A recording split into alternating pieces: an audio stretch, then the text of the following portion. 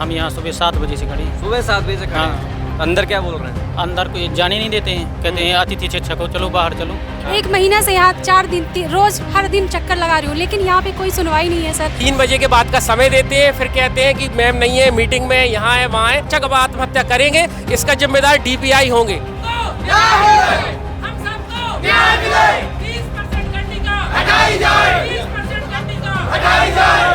नमस्कार, आप देख रहे हैं द लपेटा। मैं हूं आपके साथ राघव शर्मा। मैं इस समय डीपीआई के बाहर मौजूद हूं और यहां पर अतिथि शिक्षक आए हुए हैं और बहुत सारी पोर्टल में दिक्कत आई थी। 4 सितंबर से पोर्टल शुरू हुआ, तो उसके बाद आज लास्ट डेट है विकल्प वेरिफिकेशन का। लेकिन ये सुबह से इंतजार कर रहे हैं डीपीआई डायरेक्टर शिल्पा गुप्ता से मुलाकात करने के लिए। लेकिन जब कार्यालय के अंदर जाते हैं तो मैडम अंदर पता लगता है कि मैम आए नहीं हैं। और मैंने भी अंदर जाने की बात की और अंदर से पूछा कि शिल्पा गुप्ता मैम अंदर हैं या नहीं हैं, तो वो कहती है कि मैम आज छुट्टी पे हैं। तो मैं जानना चाहता हूं कि आज तो सोमवार है, किस विषय की छुट्टी है आज।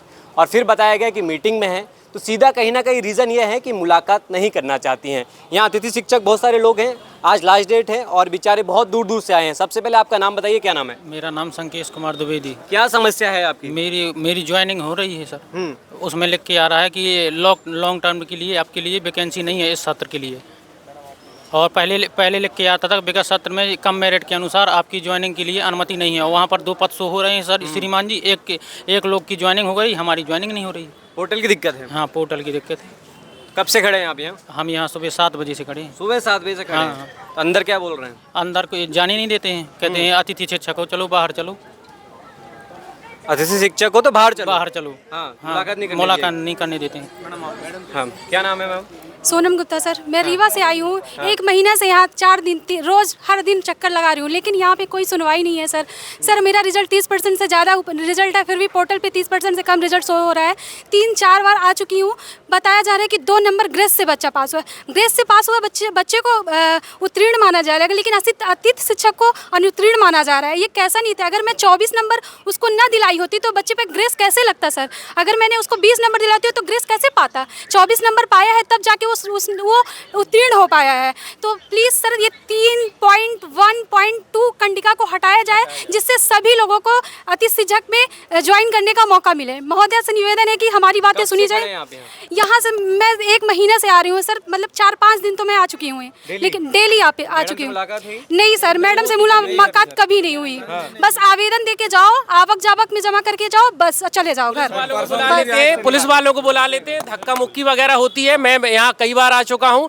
3 बजे के बाद का समय देते हैं, फिर कहते हैं कि मैम नहीं है, मीटिंग में यहाँ है वहाँ है। बातें करके पुलिस वाले आते हैं और बदतमीजी करते हैं सबसे। हम लोग की समस्या का समाधान नहीं हो रहा है। और उन्होंने, हम लोग कम से कम 15 साल से अतिथि हैं, सेवाएं दे रहे हैं। 3,500 रुपये से हम लोग काम कर रहे हैं। उसके बाद आज तनख्वाह बढ़ी हुई है। तो ये लोग हम लोगों को, हमने अपने जीवन का स्वर्णिम समय अतिथि शिक्षक में दे दिया है। उसके बाद वो कंडिका 30% वाले रिजल्ट में हमें गुनहगार मान रहे हैं। हमने ऐसा कौन सा अपराध कर दिया है कि 30% रिजल्ट है? रिजल्ट तो ऊपर नीचे होता रहता है। तो वो कंडिका हटाई जाए और हम लोगों को मौका दिया जाए। वो लोग हमें मौका नहीं दे रहे। ऐसा करेंगे तो कई अतिथि शिक्षक आत्महत्या कर चुके हैं और कई अतिथि शिक्षक अब आत्महत्या करेंगे। इसका जिम्मेदार डीपीआई होंगे।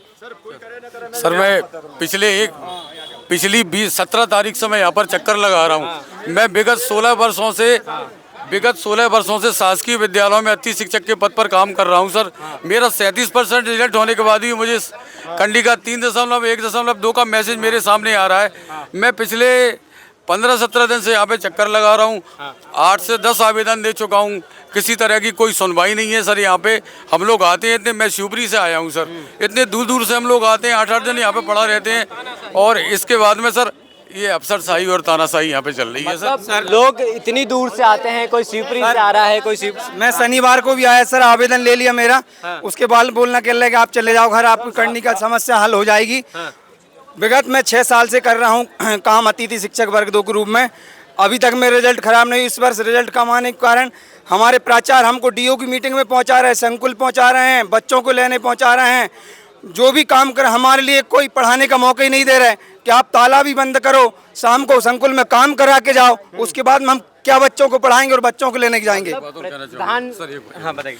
हम सभी लोगों की सर एक ही इच्छा है कि इस कंडिका के मैसेज को हमारे पोर्टल से हटा दिया जाए।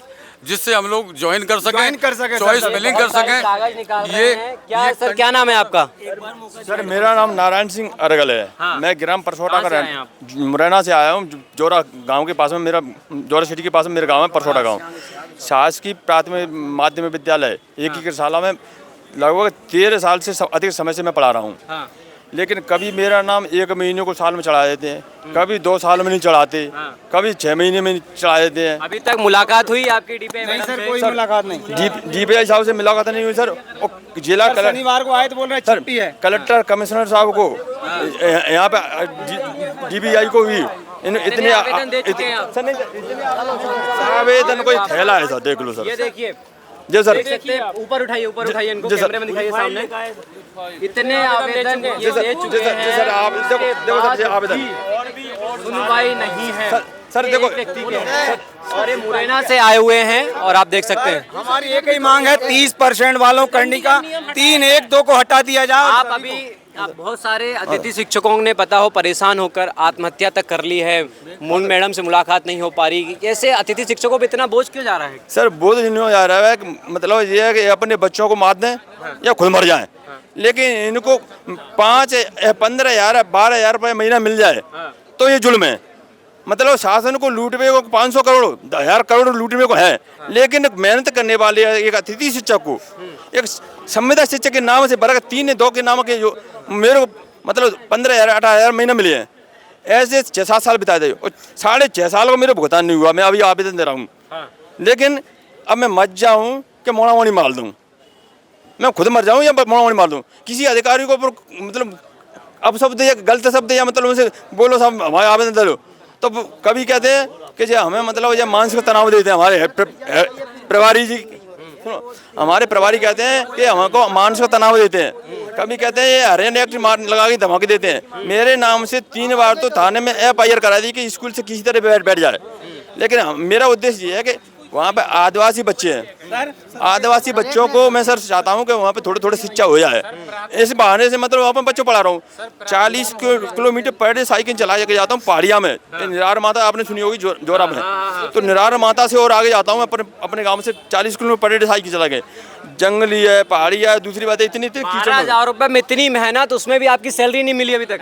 6.5 वर्ष की सैलरी नहीं हुई है सर। आवेदन देते देते collector, commissioner, DO, DPC, BO, BRC, principal को देते देते जी फाइल बन गई सर। देखो देख सकते हैं सर, कि रेगुलर सर सरकारी काम में जिस हिसाब से बोलते हैं कि आप आवेदन दो उसके बाद आपका काम होगा, लेकिन यहाँ तो 6 साल से लगातार आवेदन दिए जा रहे हैं। ये लोक शिक्षण संचालय के जो आदेश है सर, ना तो आदेश नियमित शिक्षक का रिजल्ट भी 30% से कम है। 2%, 5%, 10% उन लोगों को प्रमोशन दिया जा रहा है और अतिथि शिक्षक के लिए फांसी लगाई जा रही है, उसको अपने पद से हटाया जा रहा है, उनके साथ वो व्यवहार अच्छा किया जा रहा है और हम लोग को ब्लैक लिस्टेड कर दिया कि हम लोग दूसरे विषय से भी आवेदन नहीं कर सकते हैं। हम लोगों ने ऐसा कौन सा अपराध कर दिया है? उन लोगों के साथ कुछ नहीं हो रहा है, हम लोगों के साथ ऐसा किया जा रहा है। रिजल्ट आया 5% रिजल्ट आने के बाद में आज वो नौकरी कर रहे हैं, 60-70 हज़ार रुपए ले रहे हैं सर, और हमसे बोल रहे हैं कि आप पात्र नहीं हैं।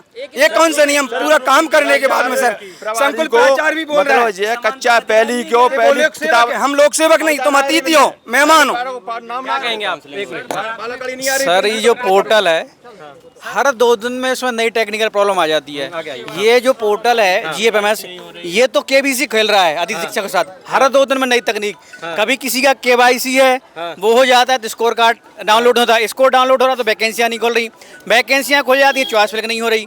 हर 2 दिन में नई समस्या आती है सर मेन चीज ये, और ये जो गवर्नमेंट है सर, 3-1-2 को हटा दिया जाए सर ये जो गवर्नमेंट है 3-1-2 कड़िका को हटा दिया जाए, ब्लैक लिस्ट से हटा दिया जाए हम सभी अतिथि शिक्षकों को लिए। शिक्षकों की यही मांग है कि कंडिका 3-1-2 सरकार 2 दिन का समय देती है, सरकार 2 दिन का समय देती है फॉर्म फिल करने के लिए, और वो 2 दिन पूरे नहीं हो पाते हैं और नई समस्या खड़ी हो जाती है। क्या कर रहे हैं आप? ये अतिथि शिक्षक के रूप में संविदा शिक्षक वर्ग 3 में मतलब भगेवर जोरा स्कूल वहाँ पे मतलब 13 वर्ष से कार्य कर रहा हूँ 2011 से।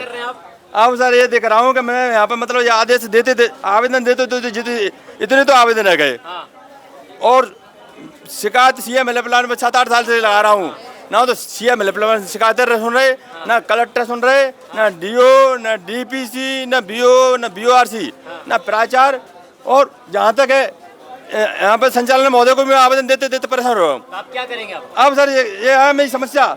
इस समस्या को सुनते हैं तो ठीक है, और नहीं तो सुनो, मेरे को मेरे परिवार वाले रिश्तेदार मेरे को मतलब तनाव मार रहे हैं कि आपसे आप चाहे कि आप मोड़ामोड़ी नहीं पाल सकते तो आप खुद ही मर जाओ। तो या तो मैं यहाँ पे मर जाऊंगा या मतलब इनको मार करेंगे आत्महत्या कर सकता हूँ। हाँ मतलब ये मतलब कर्म करते करते मेरे 3 साल में मतलब मोड़ामोड़ी रोए गए, मैं खुद रोए गो।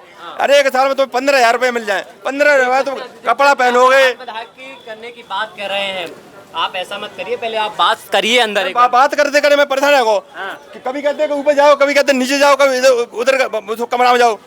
ना मैडम मिली है ना कोई संचालक महोदय कोई मिल रहे हैं। मैं आवेदन दे रहा हूँ, देखो ये आवेदन है, देख सकते हैं इतने सारे आवेदन दिए हुए हैं लेकिन कोई सुनवाई नहीं हो रही है और आत्मदाह की बात की जा रही है। 18 को हाईकोर्ट लगाओ ग्वालियर में, और ग्वालियर ने पास कर दो, उसके बाद में जबलपुर का आदेश है, ये देख लो जबलपुर मध्य प्रदेश, ये जबलपुर मध्य प्रदेश आदेश है, इसको भी नहीं मान रहे। ये हाईकोर्ट ग्वालियर है उसका नहीं मान रहे हैं। देखो मध्य प्रदेश का है।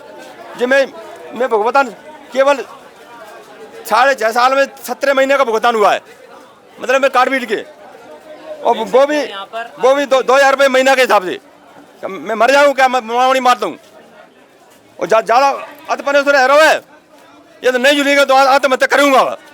इससे मैं कोई रोक है तो नहीं रुकूंगा, क्योंकि ऐसे जीने से धिक्कार है कि जैसे बाल बच्चे परिवार रिश्तेदार उसको तनाव मारे।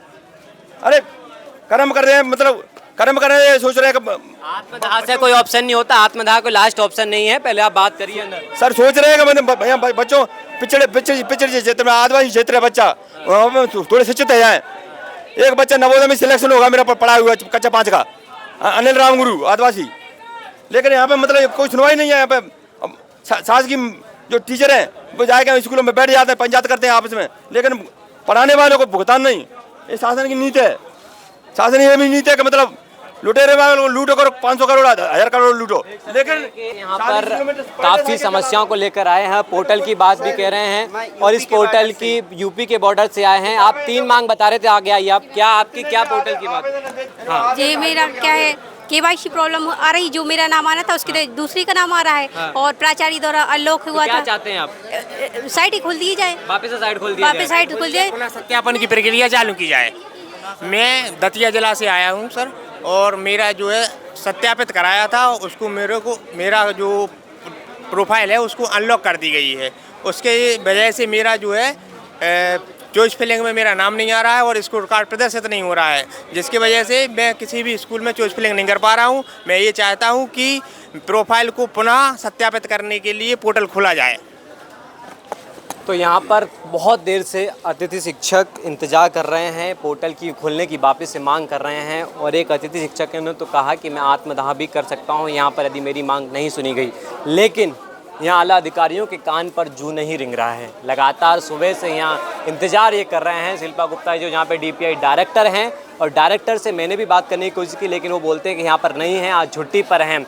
लेकिन एक आपको और जानकारी दे दूँ कि जब शिल्पा गुप्ता शिवपुरी में कलेक्टर थी तब भी आम लोगों से मुलाकात नहीं करती थी, ना मीडिया से मुलाकात करती थी। आवेदन की लोग आवेदन देने के लिए तरस जाते थे, लोग उनसे मुलाकात करने के लिए तरस जाते थे, लेकिन वो लोगों से मुलाकात नहीं करती थी। वो सिर्फ यहाँ पर लोगों का कहना है कि विधायक और मंत्रियों से मुलाकात करती हैं और आम जनता से मुलाकात नहीं करती। जबकि DPI का जो पद है आम जनता के लिए बनाया गया है, शासकीय पद है, और ये CM मोहन यादव कहते हैं कि जितने भी अधिकारी हैं आम जनता के लिए काम करने के लिए हैं, लेकिन आम जनता की सुनवाई यहाँ पर नहीं हो रही है। आप देख सकते हैं सुबह से लोग यहाँ पे भूखे प्यासे मध्य प्रदेश के तमाम जिले से खड़े हैं, लेकिन कोई भी अधिकारी बाहर निकलकर इनकी समस्या को सुनने वाले कोई तैयार नहीं हो रहा है। तो मोहन यादव के राज्य में यदि अफसरशाही चलेगी तो फिर कैसे काम चलेगा?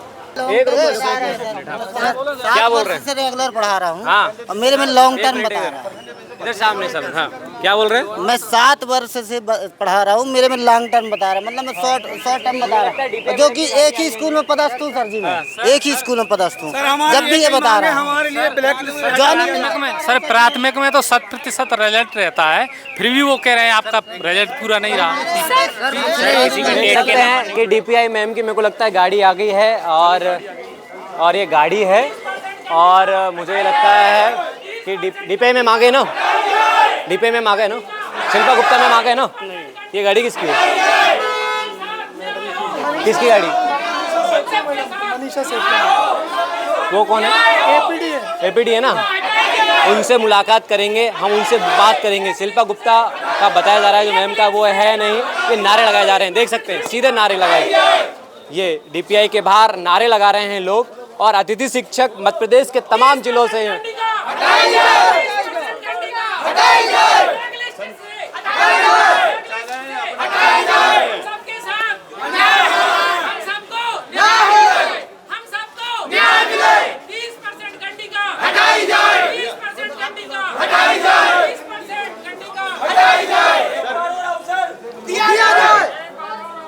आप अंदर डायरेक्ट बात करते हैं कि शिल्पा गुप्ता मैम के बारे में पूछते हैं।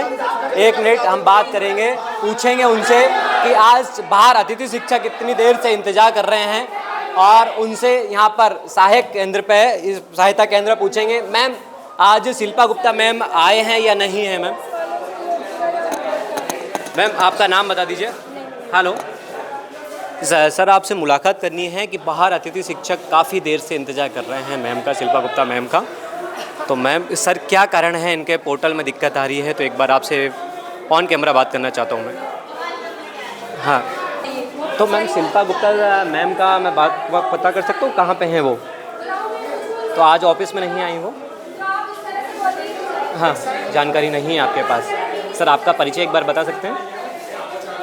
हाँ, पीके सिंह, ठीक है सर। तो पीके सिंह से हमारी मुलाकात हुई, उन्होंने कहा कि शिल्पा गुप्ता मैम का मुझे पता नहीं है और हमने डायरेक्ट कैमरे से सामने आपके सामने बात की है, हमने बात की है। उसके बाद देख सकते हैं यहाँ के स्टाफ का आप किस तरीके से मीडिया से ना इनकी मैम डायरेक्टर शिल्पा गुप्ता मुलाकात करती हैं, ना यहाँ का स्टाफ। अतिथि शिक्षकों की परेशानी अधिक कौन सुनेगा?